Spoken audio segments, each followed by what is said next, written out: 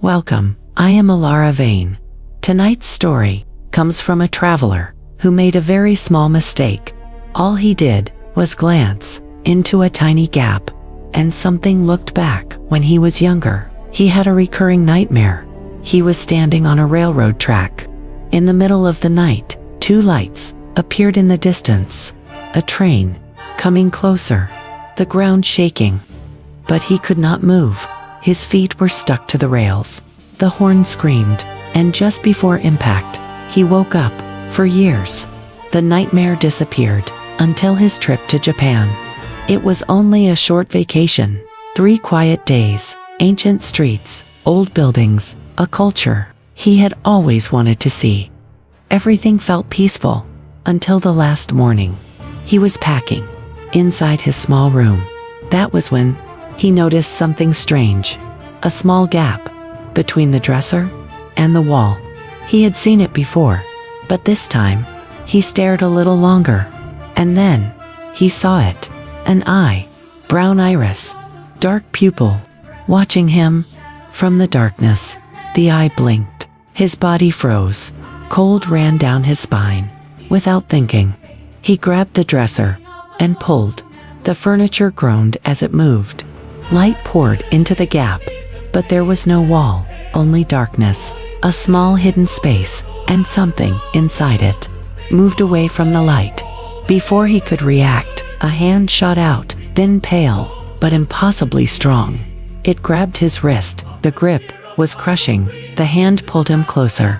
His head reached the edge between light and shadow.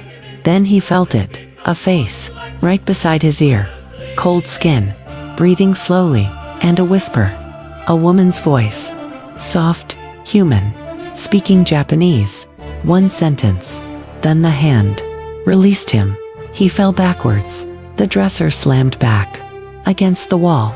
Later, he asked his guide about the words. The guide went silent. He knew the name Sukima-Onna, the Gap Woman, an urban legend in Japan. She lives between spaces, inside cracks, behind furniture, inside the tiny gaps. People never notice, and if she catches you staring, she will follow you, watching, waiting, until one day, your eyes meet again, and when that happens, she will drag you into the space behind the gaps. The guide told him he would be safe once he left Japan, but the guide was wrong. On the plane, he wore a sleep mask. At the airport, he stared at the floor. Driving home, he only watched the road. Still, he felt it, someone watching him. When he entered his apartment, he felt eyes from the gap beneath the bathroom door. When he tried to sleep, he heard breathing close by. That night, he dreamed again, but not about the train. He dreamed of the dark room.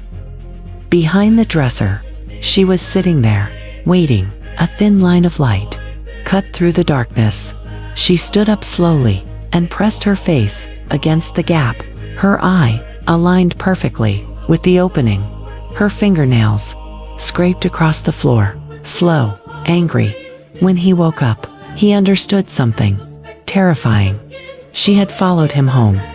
Now, she watches him from every gap, behind doors, under furniture, between the walls. He tried to seal every space, but it does not matter.